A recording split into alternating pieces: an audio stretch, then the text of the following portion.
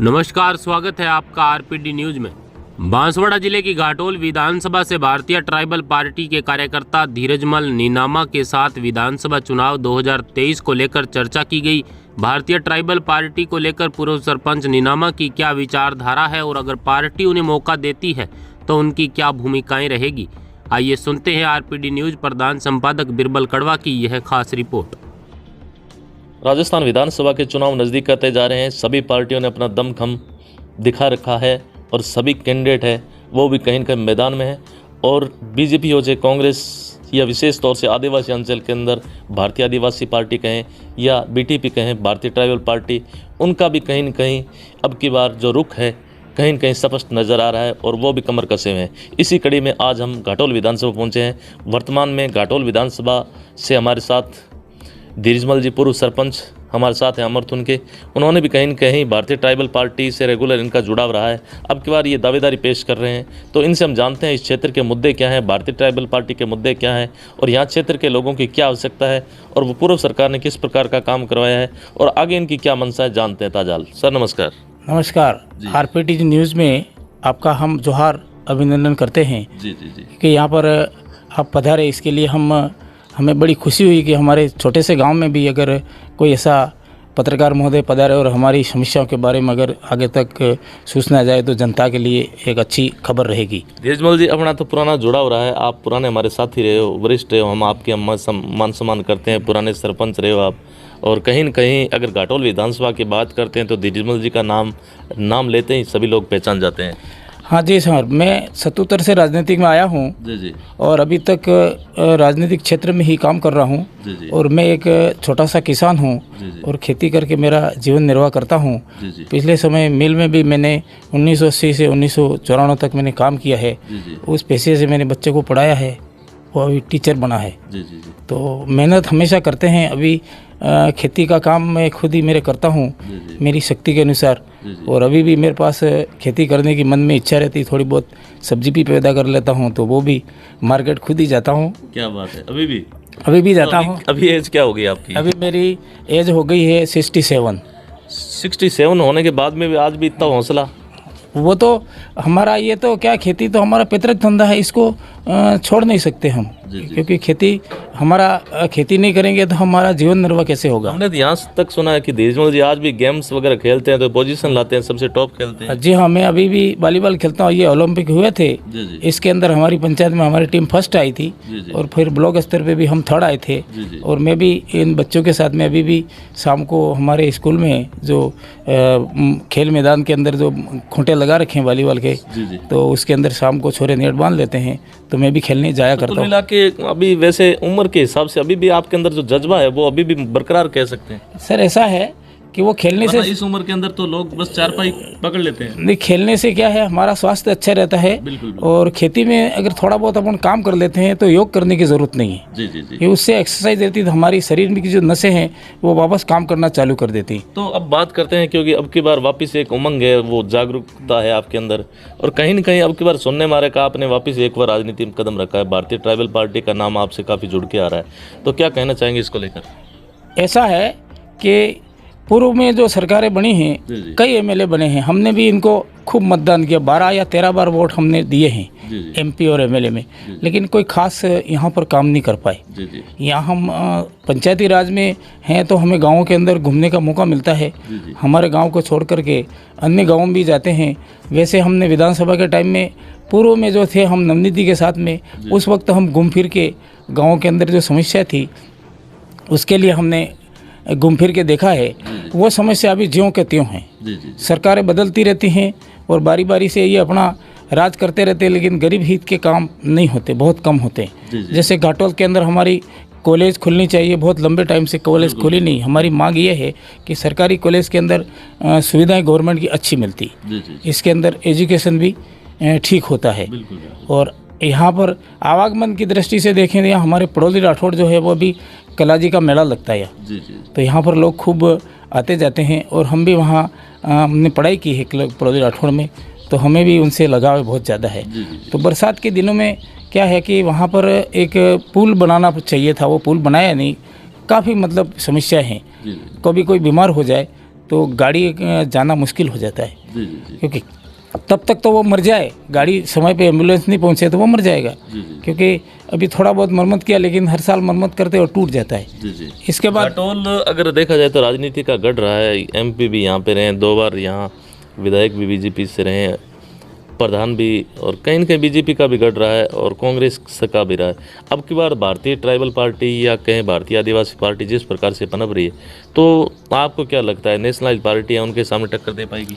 हम भी टक्कर देंगे, क्योंकि पंचायती राज के जो चुनाव हुए थे डायरेक्टर के, जिला परिषद पंचायत समिति के, उसके अंदर हम घाटोल के अंदर 4 सीटें जीते, पहली बार लड़े, और कुछ सीटें कम वोट से हारे।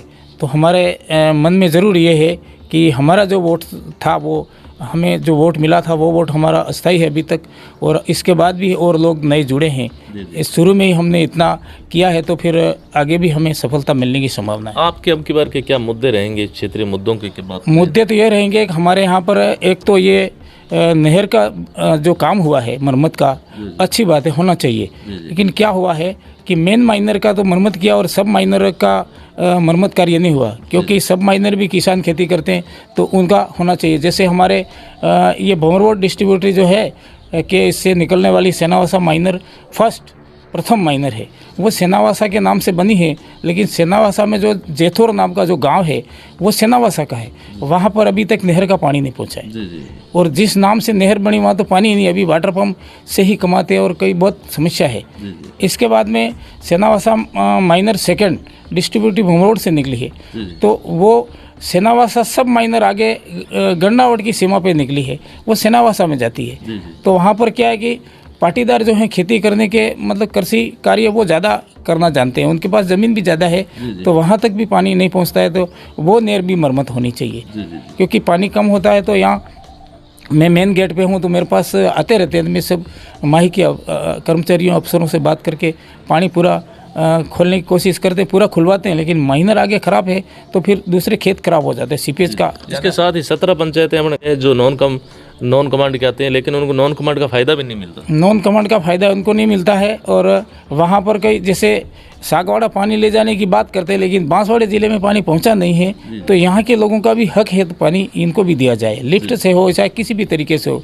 जब जयसंबंध का पानी उदयपुर जा सकता है पाइपलाइन के अंदर, तो माही डैम का पानी बांसवाड़े ज़िले में क्यों नहीं घूम सकता है? बिल्कुल बिल्कुल। एजुकेशन की दृष्टि से जैसे अपने बात की तो घाटोल के अंदर कहीं न कहीं राजनीति चली और अब की बार वापस कॉलेज नहीं पहुँच पाया। हाँ, राजनीतिक दृष्टि से इन्होंने बीजेपी कांग्रेस के जो लोग जीतते हैं आपस में खींचतान करते हैं, और इसकी वजह से ये हमारे घाटोल के अंदर कॉलेज नहीं खुल पाई। शिक्षा के अंदर राजनीतिक नहीं होनी चाहिए, क्योंकि शिक्षा तो सबके लिए होनी चाहिए, चाहे गरीब हो अमीर हो, किसी भी जाति का हो, कोई भी धर्म हो, शिक्षा सबके लिए ज़रूरी है। तो वो हमारे यहाँ सबसे बड़ी मांग घाटोल में कॉलेज खुलना चाहिए। और क्या है कि सरकार छोटे छोटे कॉलेजों को प्राइवेट को मान्यता दे करके ना, फिर वो क्या है कि स्टूडेंट का जो है वो जज्बा तोड़ देते हैं, कहीं ना कहीं प्राइवेट में भर्ती होना पड़ता है। जो सक्षम नहीं है, आर्थिक रूप से पिछड़े हैं, वो स्टूडेंट कहीं न कहीं पीछे रह जाते हैं, इस वजह से हालात और भी बदतर हो जाते हैं। हाँ, वो क्या कि सरकारी कॉलेज हो तो उसके अंदर कम फीस में एडमिशन मिलता है, जी। और ये प्राइवेट में तो क्या पैसे ज़्यादा देने पड़ते हैं, तो आर्थिक स्थिति बहुत कमज़ोर है घाटोल की। जी। किसानों की बात की, बहुत से ऐसे मुद्दे रहे। बेरोजगारों के लिए अगर आपकी यहाँ सरकार आती है या कहें कि विधायक बनता है, तो और क्या बेरोजगारों के लिए क्या कहना? कोई भी विधायक घाटोल से बनता है तो हमारे जो टीएसपी में जो आरक्षण 45% का है, उसके लिए कोई बात नहीं करता है, क्योंकि हमारे अनुच्छेद 64 और 4 में जनजाति समुदाय के लिए 3rd ग्रेड की जो पोस्टें होती है, कोई भी 3rd ग्रेड पोस्ट, उसके लिए 11/3/1998 से राजनीतिक क्षेत्र में 45% आरक्षण जो है ग्राम सेवक, अध्यापक, शारीरिक शिक्षक, पुस्तकालय सहायक 3rd ग्रेड, प्रयोगशाला सहायक 3rd ग्रेड, ये जो भर्तियां हमारी 45% का जो आरक्षण है ये लागू हो जाए, तो हमारे यहाँ पर हम गरीब जो व्यक्ति पढ़े लिखे हैं उनको नौकरी मिल सकती है। STC BEd करके बहुत सारे घूम रहे हैं, अब इतने सारे कोई भर्ती नहीं करने से क्या है कि हर साल जो डिग्री लाने वाले हैं ट्रेनिंग करके उसकी भीड़ हो जाती है, फर्स्ट बेरोजगारी बढ़ रही है, तो प्रथम आने वाले व्यक्ति का ही चांस मिलता है, और सेकंड वाले का तो नंबर आ ही नहीं सकता, क्योंकि उसके अंदर एजुकेशन कम होता है। बिल्कुल माइंड डिस्टर्ब होता है इनका। बिल्कुल। पढ़ नहीं पाते। बहुत सारे तो चश्मे लगा रखे, अंधे हो गए बेचारे पढ़ पढ़ के।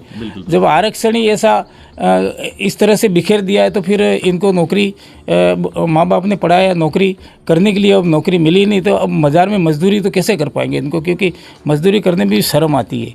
इतना पढ़ा लिखा आदमी मजदूरी करे बाजार में तो अच्छी बात नहीं, तो इसके शर्म के मारे कहीं अहमदाबाद या बॉम्बे पलायन कर जाते, वहाँ अब करे तो कोई बात नहीं, क्योंकि उनको कोई पहचानता नहीं। तो ये थोड़ी कह सकते हैं कि तुम इतने पढ़े लिखे। कुल मिला के एक बहुत बड़ी पीड़ा है, यह कह सकते हैं। बहुत बड़ी पीड़ा है हमारे यहाँ कुल मिला के जो जनसंख्या अनुपात में आरक्षण मिलना चाहिए, और साथ ही जो एजुकेशन के अंदर है या कहें कि जो विशेष तौर से सिविल सर्विसेज है, उनमें जो आरक्षण की पद्धति है वो आपके हिसाब से लागू होनी चाहिए। हमारे हिसाब से लागू होनी चाहिए। मेरा ये कहना है कि यहाँ पर कोई भी गवर्नमेंट आए, हमें तो सरकार से लेना हमारे संवैधानिक अधिकार हैं वो। किसी हमें जाति वर्ग विशेष से हमारी कोई लड़ाई नहीं है, क्योंकि सरकार से लेंगे। कुछ लोग तो किसी जाति विशेष वर्ग के नाम से कहते रहते, नहीं, ये जाति हमारे देश के अंदर धर्मनिरपेक्ष देश है, हमारे सभी जातियों का आदर इज्जत करते हैं हम, क्योंकि हम मिल करके चलें तो ही हमारा देश का विकास हो सकता है। और किसी राजनीतिक दल अगर कोई अकेला जाति वाला अगर राजनीतिक दल के रूप में अगर काम करता है तो हमारे देश के अंदर क्या आपस में लड़ाई होगी, इससे हमारे देश का नुकसान होगा। तो हम मिल करके रहना चाहते हैं, क्योंकि धर्मनिरपेक्ष से हमारे यहाँ तो हमारे सभी धर्मों की छुट्टियाँ रहती और उसको सब मानते हैं। सरकार ने छुट्टियाँ घोषित कर रखी, तो वो छुट्टियाँ धर्म के हिसाब से हैं कि सभी धर्मों की अलग अलग, जैन धर्म की है, सिख की है, ये जैसे सिंधियों की है, हमारा 9 अगस्त है, ये इस तरह से कई जातियों का अलग अलग, जैसे मुसलमान ईद है, ये इन सब के हैं त्यौहार। तो हम भी उनके साथ में उनके त्यौहार मनाने के लिए हम भी जाएंगे, जा सकते हैं, बिल्कुल। क्योंकि हमारे ही लोग हैं, ये कोई अलग नहीं है। जाति तो धंधे के हिसाब से पड़ गई है, कोई जाति पैदा नहीं हुई है। जाति तो यहाँ अलग अलग धंधों के हिसाब से, व्यापार करने वाला कोई जैन हो गया, कोई लोहार का काम करने वाला वो लोहे का काम करने वाला लोहार हो गया, इस तरह से कोई सिलाई करने वाला है वो दर्जी हो गया। तो ये तो जाति ठीक है, धंधे के हिसाब से होगी, लेकिन सब में खून है, लाल ही निकलता है। सबसे बड़ी है मानवता। मानवता हमारी शर्मसार नहीं होनी चाहिए, हम सबको मिल करके रहना चाहिए। और चुनाव तो हर 5 साल में आते और जाते रहते हैं, लेकिन आपस में अपन को समझने। लेकिन अब की बार बात करते हैं कहीं न कहीं धीरजमल जी का भारतीय ट्राइबल पार्टी में, वैसे तो आप पुराने कार्यकर्ता हैं, लेकिन आपको क्या लगता है, जैसे अब की बार आप विधायक के रूप में अब की दावेदारी टिकट की मांग भी कर रहे हो और लगभग फाइनल लगभग अनुमानित मान रहे हैं, तो अब की बार जैसे धीरजमल जी अपने विशेष तौर से टीएसपी क्षेत्र की बात करते हैं, कितनी सीटें लाने का दमखम रखते हो? वैसे तो लड़ तो सभी सीटों पर रहे हैं जी, लेकिन अब कम से कम 5 सीटें तो आ सकती, लगभग हमारा अंदाज ये है। 5 सीटों का तो अंदाज है। और वैसे अगर देखा जाए, अगर इसे इस तरह से राजनीतिक ऊपर नीचे होती रही तो हम 17 सीटों में भी जीत सकते हैं। यह जो एक सिस्टम चला है भारतीय आदिवासी पार्टी प्लस बीटीपी, कहीं न कहीं बीटीपी पहले पार्टी थी, उसके बाद में भारतीय आदिवासी पार्टी का गठन होना, तो आपको लगता है ये जो नए क्षेत्रीय संगठन है ये कामयाब हो पाएंगे?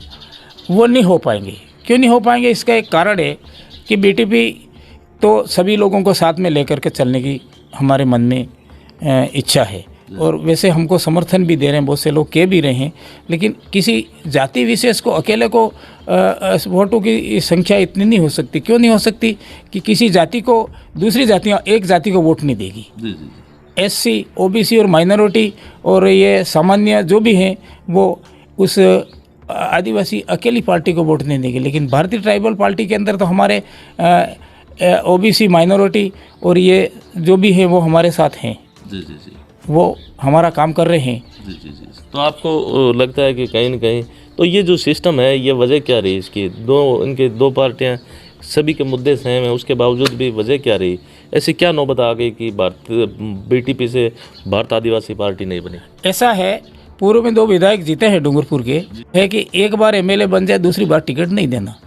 तो उन्होंने ये सोचा कि टिकट तो मिलने वाला नहीं है, तो अब अपन कोई न कोई दूसरा तरीका अपनाए। इस हिसाब से वो अपने मर्जी से कर रहे हैं। बाकी आम जनता की सहमति हमारे बांसवाड़े ज़िले में नहीं है।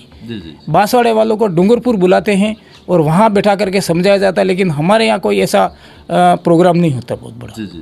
और ये एक बात और बताऊं कि जैसे कोई आरक्षण की मांग है तो वो मांग अपनी शांतिपूर्ण तरीके से या रास्ता रोक करके नहीं करना चाहिए। नियम को अपने पालना करते हुए करना चाहिए। इकबाल जी, आपको क्या लगता है कहीं न कहीं जैसे क्षेत्रीय पार्टियां, आप तो काफ़ी लंबा चौड़ा अनुभव रखते हैं राजनीति, जो क्षेत्रीय पार्टियां हैं वो क्या सक्सेस होती है? कहीं न कहीं लास्ट में जान समय में उनको जाके किसी न किसी को सपोर्ट करना पड़ता है। सपोर्ट तो क्या है कि अब सदस्य बने हैं तो कोई अगर सपोर्ट किसी को करें तो देख के करना चाहिए कि हमारी मांग को कौन मंजूर कर सकता है। मांग स्वीकृत करे उसको ही देंगे हम, और मांग स्वीकृत नहीं करेंगे तो हम सोच समझ करके हमारे जो हाई कमान है उनसे बात करके ही निर्णय ले सकते हैं। अंत में अंतिम क्वेश्चन, अगर आपको यहाँ पे टिकट मिलता है तो अपने क्षेत्र के लोगों से क्या आह्वान करेंगे आप? क्षेत्र के लोगों से यही कहूँगा कि अपने जो बच्चे जो पढ़ाए हैं नौकरी के लिए, उनको हम नौकरी के लिए संघर्ष करेंगे और हमारे यहाँ पैसा कानून लागू करवाएंगे और यहाँ पर जो भी काम अधूरे हैं उन कामों को पूरा करने की कोशिश करेंगे। और सरकारी स्कूलों में जो कॉलेज अभी यहाँ तो सीनियर तक तो बच्चे पढ़ लेते हैं, इसके बाद में फिर क्या है कि प्राइवेट कॉलेज में जाना पड़ता है तो पैसे नहीं तो बहुत सारे तो घर पे बैठ जाते हैं। क्योंकि सरकारी कॉलेज एजुकेशन पे ज़्यादा फोकस रहेगा, एजुकेशन पे ज़्यादा रहेगा, क्योंकि चाहे नौकरी मिले या नहीं मिले लेकिन एजुकेशन है तो वो व्यक्ति किसी भी क्षेत्र में कोई भी काम करके रोजगार अपना जीवन निर्वाह कर सकता है। क्योंकि यहाँ पर इतने गरीब लोग हैं कि यहाँ ज़मीन भी कम है यहाँ। और दूसरी बात, एक अंतिम बात यह है मेरी कि वन अधिकार के अंतर्गत जो कानून बना है उसमें ये पक्षपात हुआ है कि अब इनको सही राय नहीं दी गई। जो कुलक जो फार्म भरते हैं वन अधिकार का, वो फार्म मेरे यहाँ तो मैंने भरे हैं और पट्टे भी दिलवाए, और उसमें उसके कब्जे वाली पूरी ज़मीन का पट्टा मिलना चाहिए। क्योंकि अभी खेती करने की ज़मीन जो है वो कृषि भूमि और आवास की उतना ही पट्टा दिया उनको। पट्टा उनको मिलने चाहिए कब्जे वाली पूरी ज़मीन का मिलना चाहिए, क्योंकि कब्जा तो लंबा चौड़ा है। उस कब्जे के हिसाब से मिले तो उसके अंदर कोई फलदार वृक्ष पैदा हो सकते हैं, पौधे लगा दो, कोई फलदार भी हो सकता है। अब ये थोड़ी कि फसल ही बोना कोई ज़रूरी नहीं, उसमें दूसरी वृक्ष पैदा होकर के फल फूल दे सकते हैं। हमारा ये मानना है। तो यह थी हमारी खास मुलाकात धीरजमल जी, भारतीय ट्राइबल पार्टी के जो विशेष तौर से कार्यकर्ता और अब की बार भारतीय ट्राइबल पार्टी से घाटोल विधानसभा से दावेदार, जिनके विचार है हमने आपसे साझा किए। साथियों, कमेंट करके बताना कि घाटोल विधानसभा के अंदर आने वाली सरकार है वो किसके होगी और किसके पक्ष में होगी। धन्यवाद सर, समय दिया, बहुत बहुत धन्यवाद। धन्यवाद, आप हमारे यहाँ पर आए। आरपीडी न्यूज़ को खूब खूब आभार। जोहार।